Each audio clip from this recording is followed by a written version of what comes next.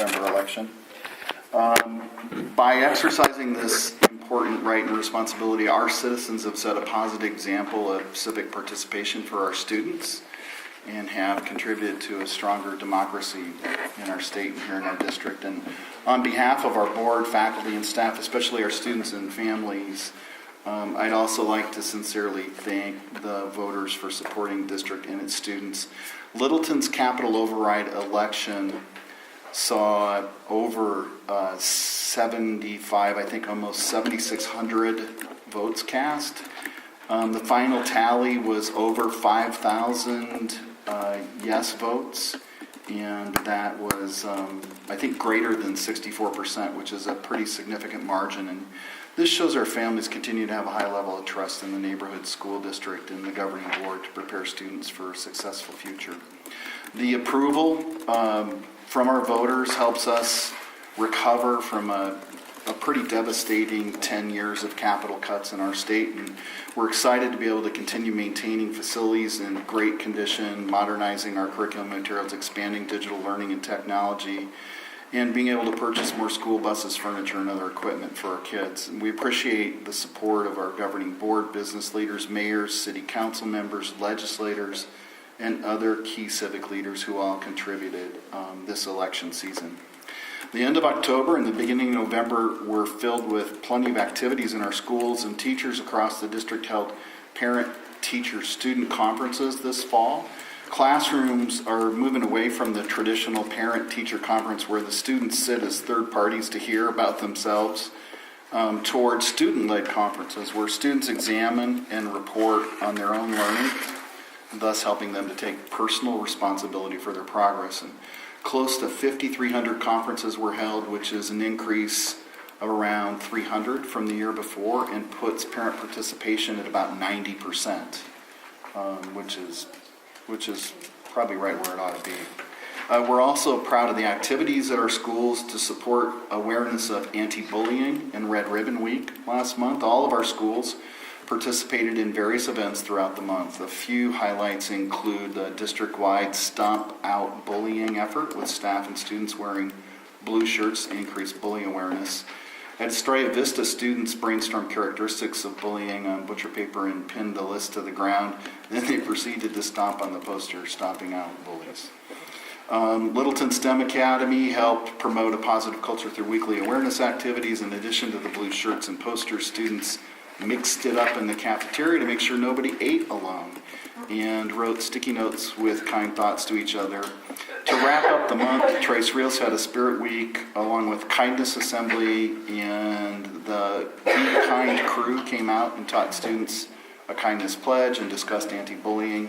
Collier's school motto is Life's a Journey, Travel Drug-Free. At Country Place, students participated in a variety of events coordinated by Miss Ruiz and sponsored by the PTA. They had red bracelets that were distributed to all students. Littleton teachers were provided with a variety of fun activities that they could choose from to help their students celebrate healthy choices during Red Ribbon Week. And at Tres Rios, students wore red shirts to promote being drug-free Red Ribbon Week. And last week, our students participated in thanking and honoring military personnel in various ways, especially living veterans. At Country Place Academy, students wrote letters to veterans in the neighborhood, and those are being distributed at the Homeowners Association. Estrella Vista STEM Academy honored 3 parents who are active in the military, and children of those parents provided each officer with a rose to show appreciation. In addition, the whole school recognized the hard work of our military personnel by personally reflecting and playing the song God Bless the USA by Lee Greenwood, which I think most of us know.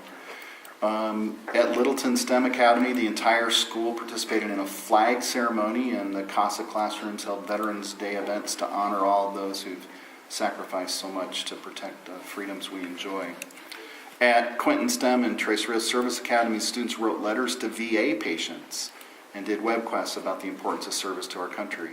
Quinton also honored staff who served in the armed forces by providing them with a t-shirt, and Tres Rios students created a chain link American flag with each link showing a thank you note to a late or current veteran.